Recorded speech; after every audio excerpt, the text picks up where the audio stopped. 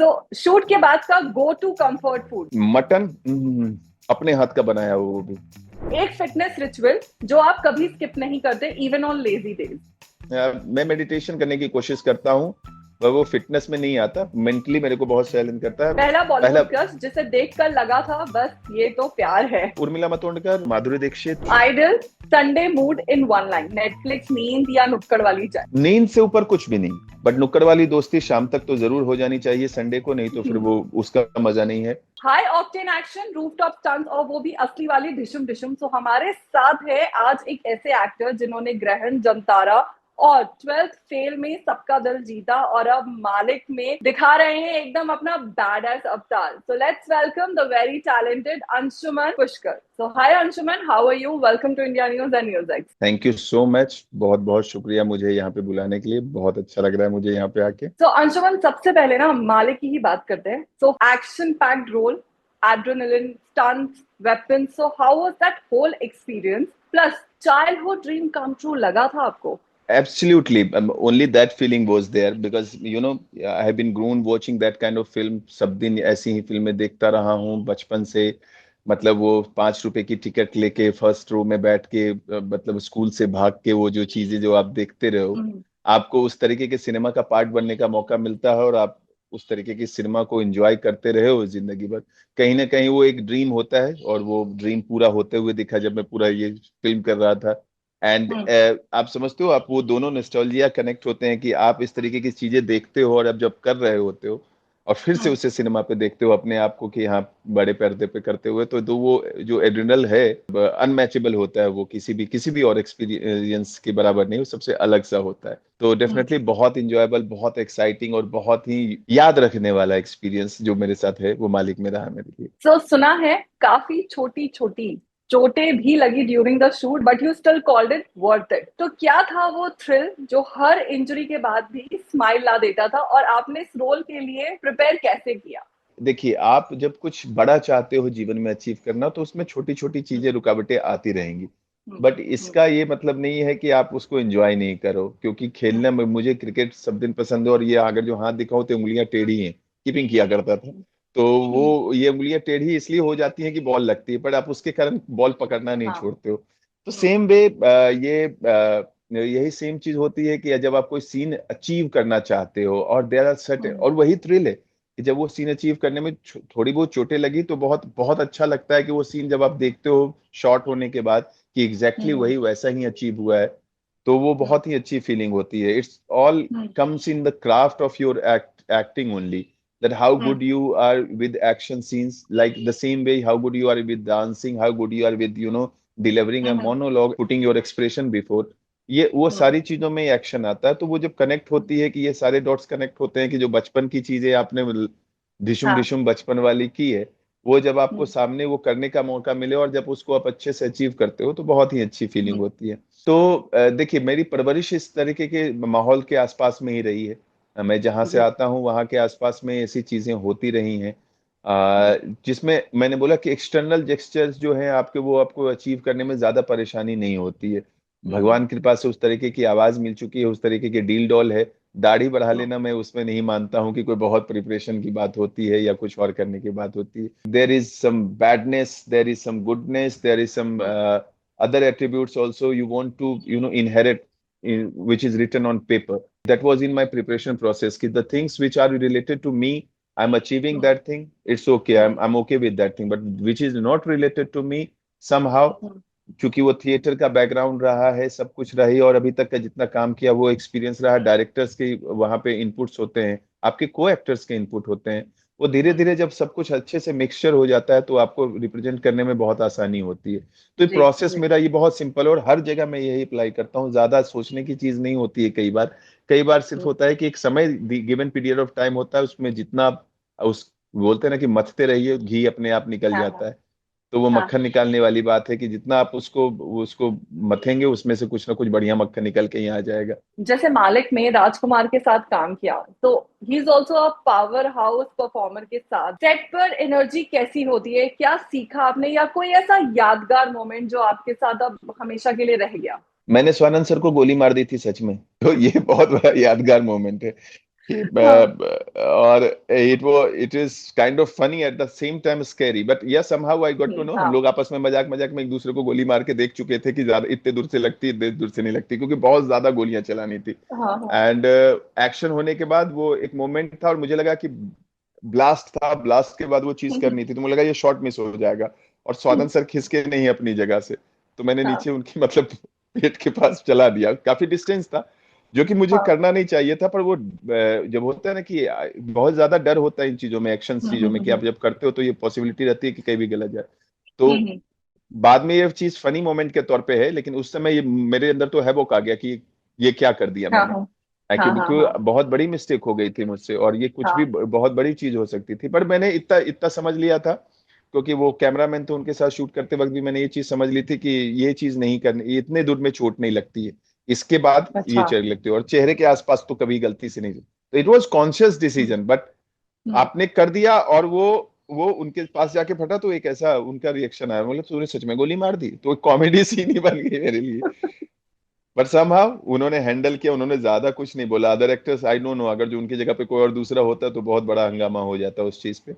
Second thing, हम्म। राज भाई के साथ काम करना, आप जिस एक्टर को बार बार देखते रहो और आप जिस हर एक हम्म। नोट करते हो, मैं तो कई तरीके से कहूँ कि विक्रांत मैसी हो गए, राज भाई हो गए, मेरे जस्ट अहेड कंटेम्परेरीज हैं, जिनके साथ मेरे हम्म। को लगता है कि जिनसे हमेशा कुछ सीखने को मिलता रहा है, क्योंकि उनकी प्रिपरेशन अच्छी रही है, ये अपने आप में मतलब पावर पैक परफॉर्मर भी रहे हैं, साथ ही इनकी सेंसिबिलिटी ऑफ सिनेमा ही बहुत अलग तरीके की रही है, तो इन हम्म। सब चीजों का एक बहुत ही अलग अनुभव रहा कि उनके साथ काम करने पे कितना मजा आ सकता है, तो हम्म। बहुत कुछ सीखने को मिला है, उनके सिनेमा की नॉलेज से बहुत कुछ सीखने को मिला, उनके टेक्निकलिटी की अंडरस्टैंडिंग से बहुत कुछ सीखने को मिला, साथ ही साथ ये भी सीखने को मिला कि इतना काम करने के बावजूद भी उनके पांव जमीन पे हैं, इतना अभी उनके पास हम्म। कमर्शियल सक्सेस भी है और सब कुछ है, लेकिन हाँ। He is very very down to earth. Humble human being, जिसके साथ आप हम्म। एकदम कभी भी समय, किसी भी समय, किसी भी मूड में, हम्म। उनके वैनिटी में मैं जाके बात कर रहा था सीन के बारे में, मैंने is very okay hmm. With that thing, क्योंकि हम्म। एक्टर अपना पर्सनल मोमेंट नहीं हो, तो मैं एक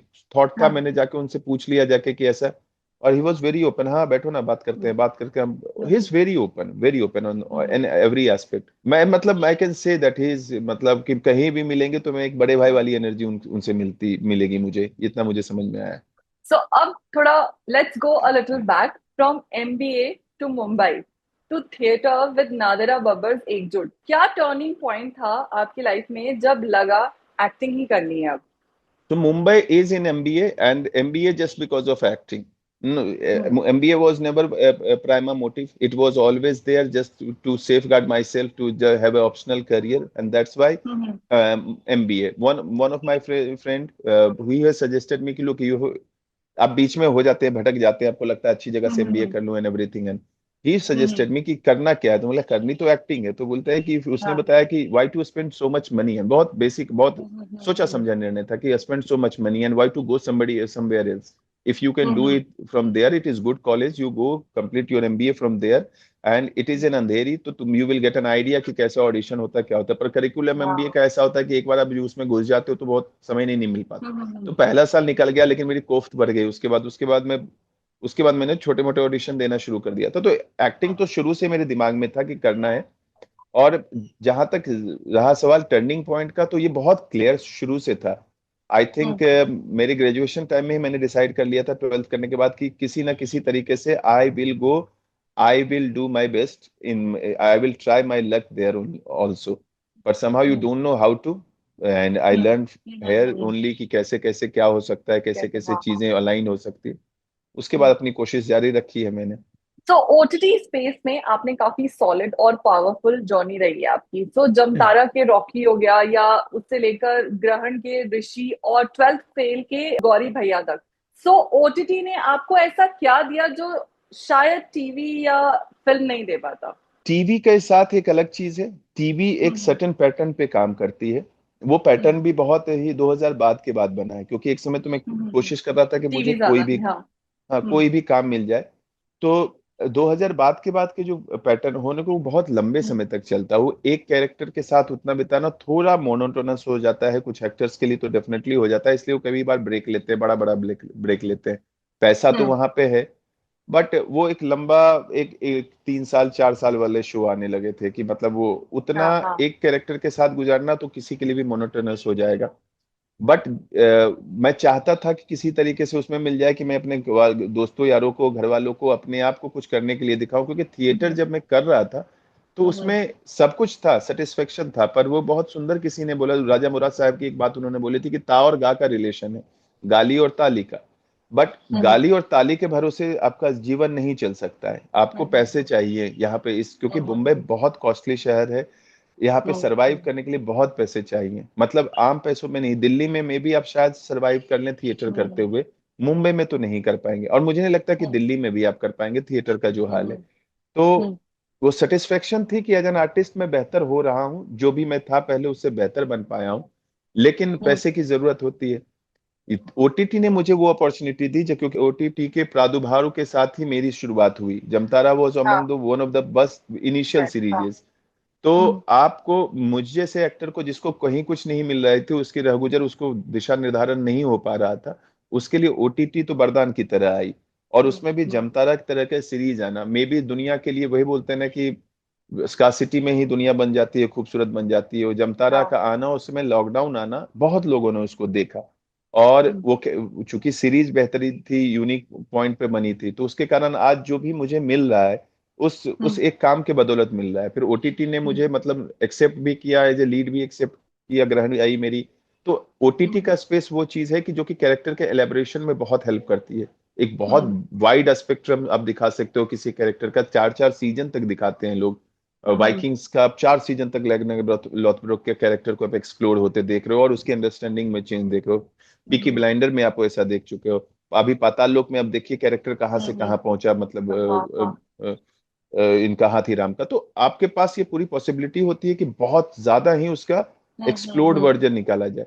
फिल्मों के साथ ये चीज है कि मास बहुत अभी भी देखती है, और फिल्म पहली चीज रहेगी इंटरटेनमेंट के नाम से। जब ना टीवी था ना कुछ और था, इंडिया में सिनेमा था, सिनेमा में जाके लोग देखा करते थे।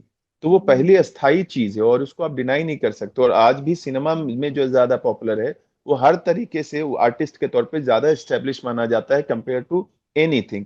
अब इसको डिनाइल फैक्ट में आप चले जाइए तो अलग चीज है, लेकिन ये तो सच्चाई है। बट बट अब ये अच्छी चीज हो रही है कि चूंकि हमें जिस तरीके से हमारा सिनेमा इवॉल्व हो रहा है, उसमें ओटीटी का भी वही महत्व है जो सिनेमा का है। देयर इज नो डिफरेंस कि पहले ये हो गया था कि टीवी करने वाले सिनेमा में मुश्किल हो जाता था, यहाँ वो डिफरेंस ब्लर हो चुका है। यहाँ पे क्लियरली है कि ओटीटी करने वाला किसी भी समय सिनेमा कर सकता है, और सिनेमा करने वाला किसी समय ओटीटी कर सकता है। और सारे सारे एक्टर्स, पहले तो स्टार्स तक अब सारी चीजें करें। सैफ अली खान जब कर रहे हैं तो फिर हमारे लिए क्या बड़ी बात होगी। तो ट्वेल्थ फेल की अगर बात करें तो it touched so many heart, specially Gauri भैया का जो कैरेक्टर था। तो आपने उस रोल में क्या रियल लाइफ इमोशंस डाले थे? कोई इंस्पिरेशन था आपका?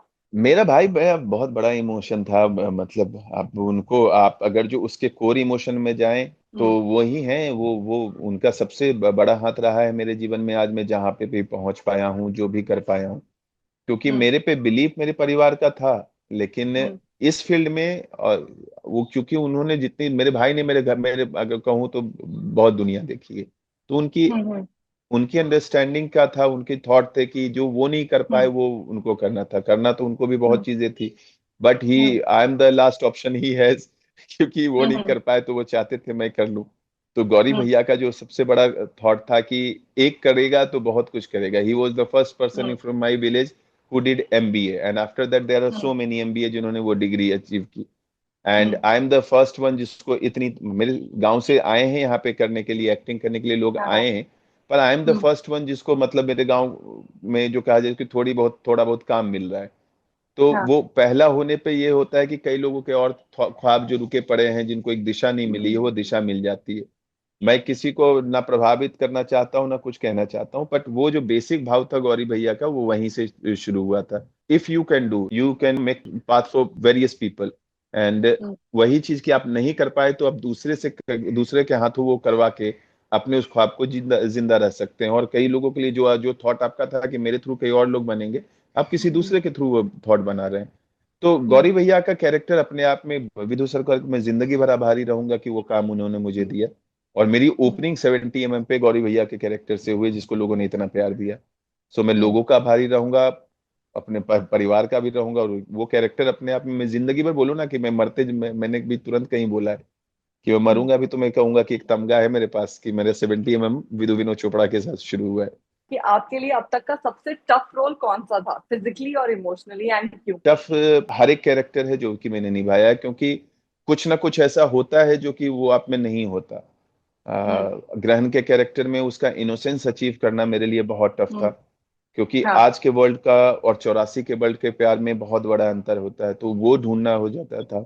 आप हम्म। जमतारा के कैरेक्टर की बात करेंगे तो finding that that rustic thing जो कि आप छोड़ के हम्म। आगे निकल चुके हैं, फिर उसको हम्म। उस रूट में जाके और उससे भी कम एजुकेशन और सारी चीजों को अचीव करते हुए हम्म। उस तरीके को, क्योंकि पहला काम है तो आपके अब अलग टफनेस हम्म। थी उसके साथ, अलग डिफिकल्टीज थी उसके साथ।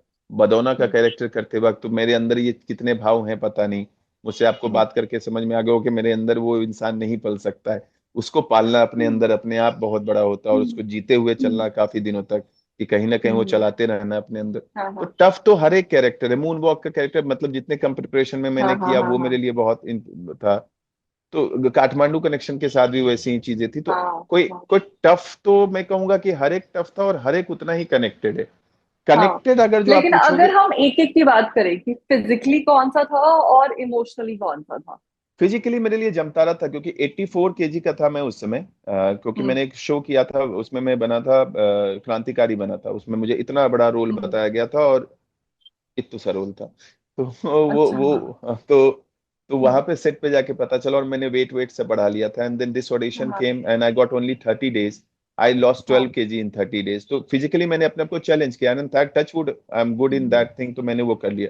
पर फिजिकल ट्रांसफॉर्मेशन को मैं उतना टफ नहीं हम्म। मानता जितना आपको मेंटली हम्म। चेंज करने में हाँ। लगता है, क्योंकि hmm. Mental blockages are more bigger than, for me particularly, hmm. More hmm. Bigger than physical blockages. क्योंकि अगर जो आपका हम्म। शरीर साथ दे रहा है, आपको ख्याल रख रहे हो, तो हम्म। वो पहुंचा देगा। मेंटली प्रिपेयर करना, इमोशनली प्रिपेयर करना, क्योंकि फिजिकली तो एक बार आपने अचीव कर लिया तो कर लिया, हम्म। इमोशनली और मेंटली चेंज चैलेंजेस इसलिए होते हैं क्योंकि उस सेट पे अगर उससे पहले कुछ हुआ है और वो हम्म। आप अचीव नहीं कर पाओगे उस शॉट के दौरान, तो आपकी हम्म। सारी मेहनत पानी में। पानी तो में हाँ। इतना तैयार करना इमोशनली कि हर मोमेंट पे वो ट्रुथ निकले, वो ज्यादा हम्म। मुश्किल होता है। तो ग्रहण का कैरेक्टर, गौरी भैया एंड दिस बदौना, these all are very that kind of character की जो कि मेरे अंदर जितना था उसमें बहुत हम्म। गहराई ढूंढनी थी किसी में, मेरे अंदर जो चीज नहीं थी उसमें उसको बाहर से लाना।